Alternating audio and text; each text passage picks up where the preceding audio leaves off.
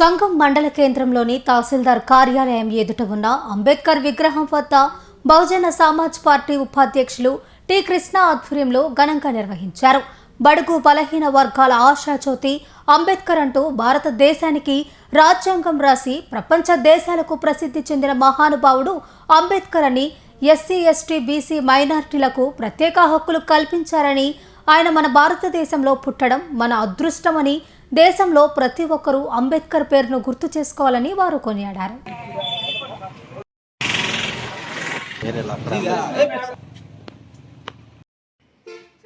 ఈరోజు మహనీయుడు బాబాసాహెబ్ అంబేద్కర్ పుట్టినరోజుగా మేము ఇప్పుడు జరుపుకుంటున్న కారణం ఏంటంటే, యావత్ దేశానికి ప్రపంచం మీద గుర్తింపబడిన గ్రేట్ పర్సన్ బాబాసాహెబ్ అంబేద్కర్ ఒక భారతదేశానికి గొప్ప రాజ్యాంగం రాసి ప్రపంచ దేశాల్లోనే అతిపెద్ద మేధావిగా గుర్తింపబడిన గ్రేట్ పర్సన్ మన దేశంలో పుట్టడం మన అదృష్టంగా భావిస్తున్న సోదరులారా. మరి బాబాసాహెబ్ అంబేద్కర్ ఒక వర్గాలకే పరిమితమైన చాలా మంది చెప్పుకుంటారు అపోహ.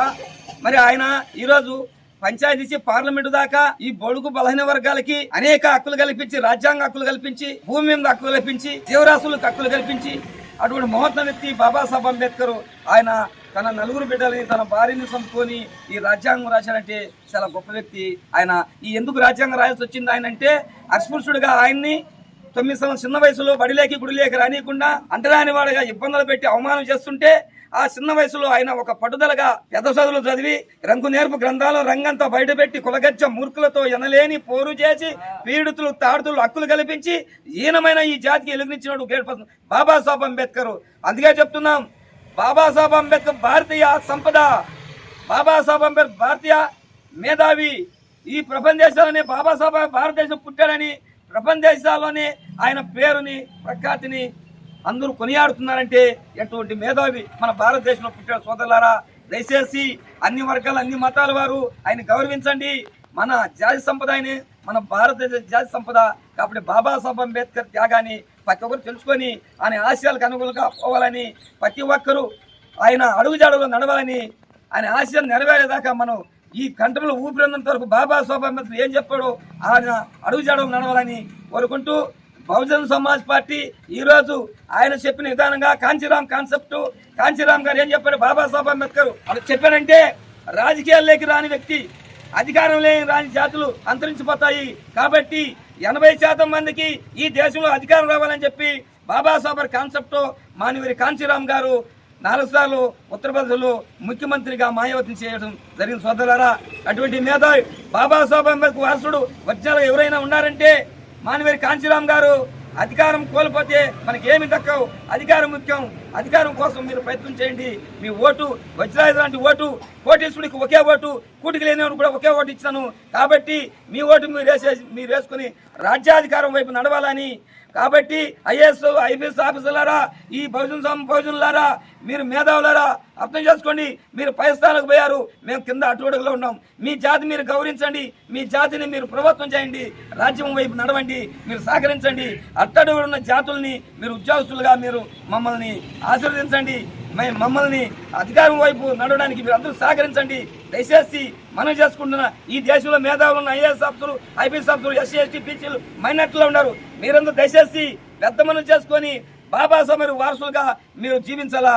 కాబట్టి ఈ భూమి మీద బతికినందుకు మీరు ఆయన హక్కులు తీసుకొని, ఆయన రిజర్వేషన్ తీసుకొని మీరు మీ బిడ్డలు గొప్పగా బతకడం కాదు, అట్టడుగున్న బిడ్డలను కూడా మీరు గమనించి వాళ్ళను కూడా అభివృద్ధి వైపు నడిపిస్తారని కోరుకుంటూ, ఈ చిన్న అవకాశం ఇచ్చిన మా అందరికీ, ఇక్కడికి వచ్చిన అనేక గ్రామాల నుంచి వచ్చినటువంటి మీకు అందరికీ పేరు పేరున జై భీమ్ తెలుపుకుంటాం. సోదరులారా, జై భీమ్. ఈయన ఒక్క చేనేత కార్మికుడు బిడ్డ, బీసీ కమ్యూనిటీ. ఈయన ఈ రోజు ఎందుకు ఈ బాబాసాహెబ్ అంబేద్కర్ 135వ జన్మదినం పురస్కరించుకొని ఈయనకి సన్మానం చేస్తున్నామంటే, ఈయన ఈ బాబాసాహెబ్ అంబేద్కర్ ప్రాంగణం అంతా ఆయన ఎవరు చెప్పకుండా ఆయన ఒకరోజు చిమ్ముతున్నాడు, క్లీన్ చేస్తున్నాడు ఇక్కడంతా చెత్తా చెదారం లేకుండా.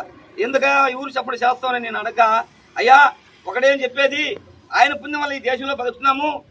ఆయన మనం అందరినీ పరిశుభ్రంగా నీడలో ఉంచాడు. ఆయన గొప్పతనం మీద మనం అందరూ ఈరోజు గాలి పీల్చుకుంటూ ఫ్రీగా తిరుగుతున్నాము.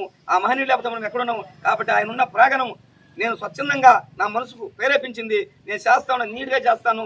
కాబట్టి నాకు ఆలోచన కలిగింది, నాకు ఆలోచన కలిగింది కాబట్టి ఆయన పెద్ద మనసుతో ఆయన చెప్పాడు.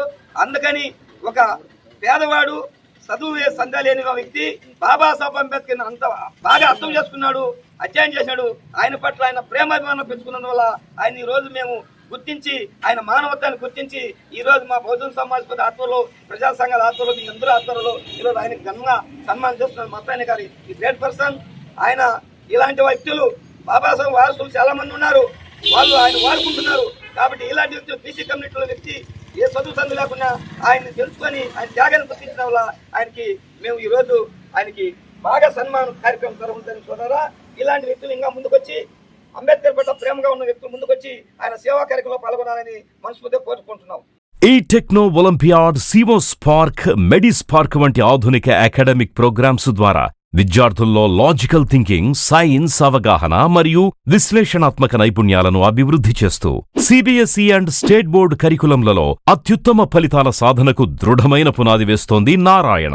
అనుభవజ్ఞులైన అధ్యాపకుల సమగ్ర మార్గదర్శకత్వంలో ప్రతి విద్యార్థిలో logical thinking and analytical skills కి పదును పెట్టి జాతీయ స్థాయి విజేతలుగా తీర్చిదిద్దుతూ వారి ప్రతిభను శిఖరాగ్రాలకు చేరుస్తోంది నారాయణ. అత్యాధునిక డిజిటల్ క్లాస్ రూమ్స్, అత్యుత్తమ ఫిజిక్స్ అండ్ కెమిస్ట్రీ ల్యాబ్స్ తో కూడిన సాంకేతికతతో కూడిన విద్యా వాతావరణం, విశాలమైన ప్లేగ్రౌండ్, పరిశుభ్రమైన డైనింగ్ హాల్లో రుచికరమైన పోషకాహారం, సౌకర్యవంతమైన హాస్టల్ సదుపాయాలు కల్పిస్తోంది నారాయణ. 2026-27 విద్యా సంవత్సరానికి అడ్మిషన్లు ప్రారంభం. వావిలేటిపాడు, ధనలక్ష్మీపురం, నెల్లూరు.